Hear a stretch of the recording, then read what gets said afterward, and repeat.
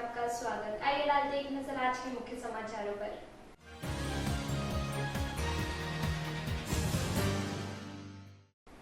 छेड़खानी से तंग आकर आत्महत्या करने की कोशिश की नाबालिग लड़की ने आरोपी गिरफ्तार।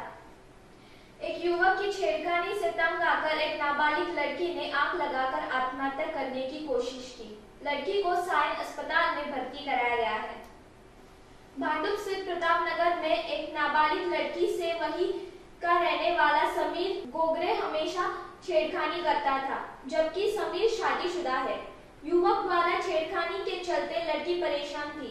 जब वह घर में अकेली थी तो उसने अपने ऊपर रॉकेट छिड़ककर आग लगा ली। इस घटना में वह पूरी तरह झुलस गई है। जब इस घटना की जानकारी उसके परिवार वालों को लगी तो उसे तत्काल सायन अस्पताल ले गए। पुलिस ने आरोपी समीर गोगरे के खिलाफ मामला दर्ज कराया है, उसे गिरफ्तार कर लिया है। भांडुप पुलिस मामले की जांच कर रही है। ही सविस्तर घटना अशी आहे, एक तारखेला आमच्याकडे रिपोर्ट झालाय। 1 तारखेला संध्याकाळी एका 13 वर्षाच्या मुलींनी जाळून घेतलंय स्वतःला, म्हणून आम्हाला इथे मेसेज मिळाला। आमचे ड्युटी ऑफिसर गेले त्या मुलुंडवरून तिला शिफ्ट केलं होतं सायनला गेले ड्युटी ऑफिसर, परंतु आम्हाला तोपर्यंत काही समजलं नव्हतं की कशामुळे जाळून घेतलं किंवा काय आहे ते। पण ते इन मेन टाइम त्या मुलीचे चुलती आणि चुलता यांनी त्या मुलीला विचारलं होतं की तू जाळून का घेतलं स्वतःला। तर ती मुलगी म्हणे मला गरम पाणी प्यायचं होतं म्हणून मी गॅस ऑन केला, गॅसचा भडका उडाला म्हणून जळाला। एवढी बोलली फक्त, बाकी नंतर तिला ॲडमिट केलं त्याने आतापर्यंत ती काही बोलत नाही आहे। त्या दिवशी आम्हाला काही समजलं नाही त्या घटनेचं। आणि नंतर आमचे पंचनामा वगैरे आमच्या घटनास्थळाला गेला ऑफिसर, तेव्हा त्या घटनास्थळी रॉकेलचा वास येत होता। ती मुलगी म्हणत होती गॅसने पेटली, रॉकेलचा वास येत, त्याप्रमाणे पंचनामा केला।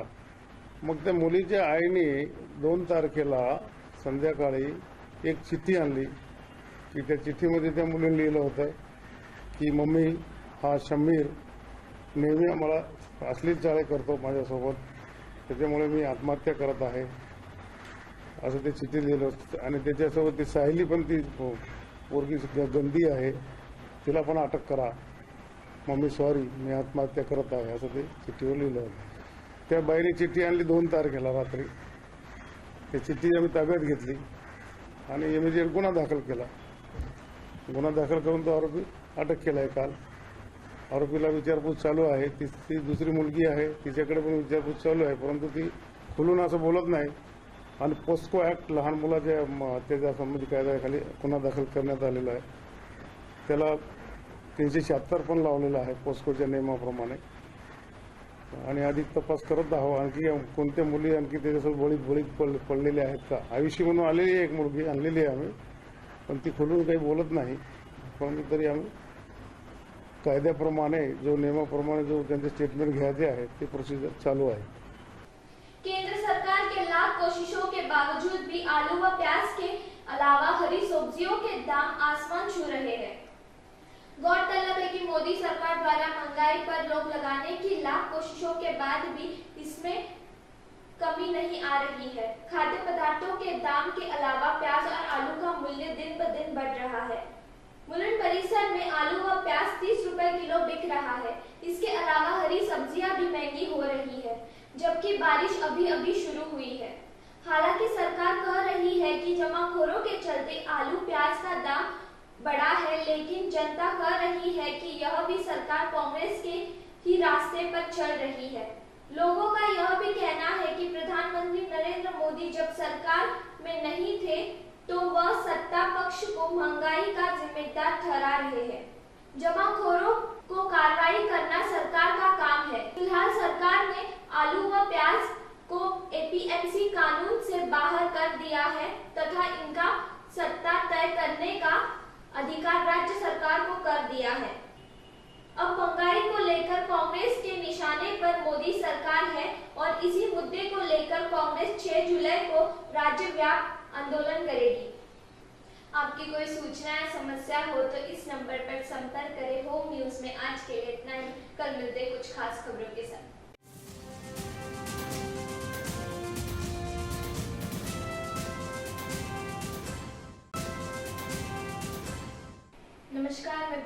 होम न्यूज में आपका स्वागत।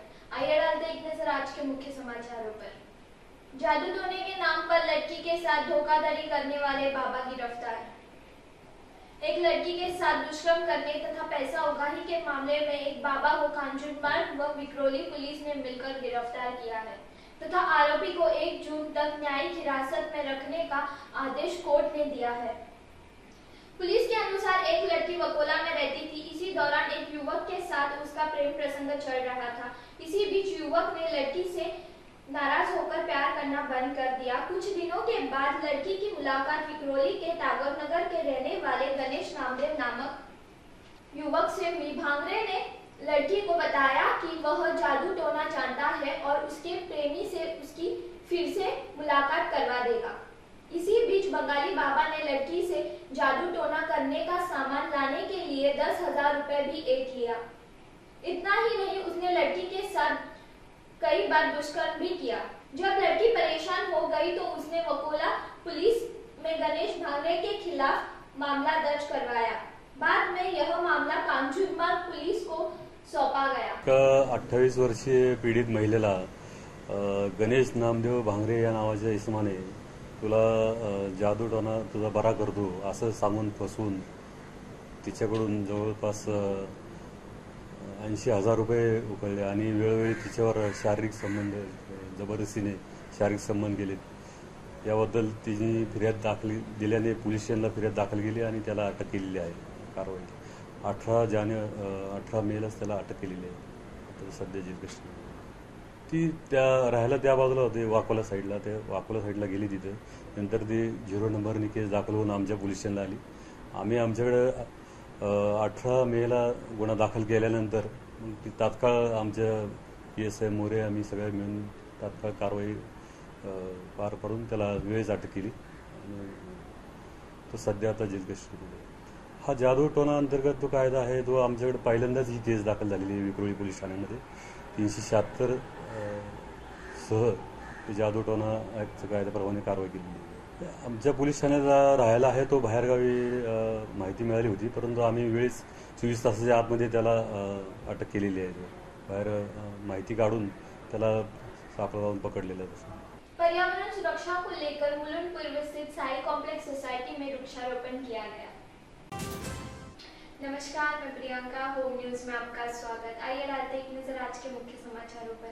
जरूरतमंद विद्यार्थियों को नोटबुक व छतरी वितरित की गई। मुलुंड पूर्व महाड़ा कॉलोनी के पास हाईवे पर डिवाइडर लगाने की मांग स्थानीय जनता ने की है।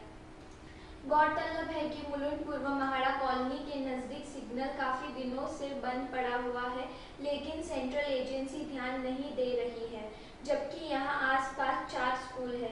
सिग्नल बंद होने से हमेशा दुर्घटना होने का भय बना रहता है। स्थानीय निवासी रवि नाइक ने कहा कि करीब 1 माह से हाईवे का सिग्नल बंद है और कई बार इसकी शिकायत संबंधित अधिकारियों से की गई, लेकिन फिर भी सिग्नल को दुरुस्त नहीं किया गया, जबकि यहां से हमेशा वाहनों का आवागमन होता रहता है। पास में कई स्कूल भी है, जिससे कभी भी दुर्घटना हो सकती है। हा रस्ता महाड़ा नवघर जंक्शन आहे। जंक्शन असल्यामुळे इथे गाड्या अशा स्पीडमध्ये येतात वगैरे, आणि या साईडला म्हणजे म्हाडा कॉलनीच्या अपोजिट साईडला शाळा आहेत 5, त्यामुळे लहान बालक म्हणजे विद्यार्थी, लहान मुलं आणि पालक त्यांना येण्याचा त्रास होतो, कारण गाड्यांच्या स्पीडमुळे आणि इकडनं येणाऱ्या क्रॉस गाड्या, परत सिग्नल चालू नाही आहे, सिग्नल बंद आहे, त्यामुळे गाड्यांची जाताना येताना जी टक्कर होऊन अपघात वगैरे होतात। दर 15 दिवसाला एखादा अपघात होतोय, तर यासाठी इथे स्पीड ब्रेकरची गरज आहे। आणि यासाठी आपण फॉलोअप पण केला होता। 2011 आम्हाला ट्रॅफिक डिपार्टमेंट NOC दिलेली आहे, पण अजून त्याच्यावर काय कारवाई होत नाही। ते सांगतात हायवेला स्पीड ब्रेकर देता येत नाही, पण ॲक्च्युअल बघता हा हायवे जरी असला तरी हायवे वरनं गेला आहे, तर खालचा जो भाग आहे तो आमच्यासाठी आहे, एक तर म्हाडामध्ये जाण्यासाठी किंवा स्टेशनला जाण्यासाठी, तर तिथे स्पीड ब्रेकर टाकले तर अपघात टळतील। इथे बघितलं तर पलीकडे 3 शाळा आहेत। त्या 3 शाळेचे जे विद्यार्थी आहे तिथून जातात, आपले पालक जातात, त्यांना इथे बराच रहदारीमुळे त्रास होतोय। आणि तिथून क्रॉस करताना, हे 2 रस्ते क्रॉस करताना त्या बालकांची वगैरे फरफट होते। इथे बरेच अपघात झालेले आहेत, त्यामुळे इथे स्पीड ब्रेकरची फार आवश्यकता आहे। डॉक्टर बाबा साहब अम्बेडकर जयंती को लेकर गरीब व जरूरतमंद बच्चों को RPI द्वारा मुफ्त नोटबुक वितरित की गई।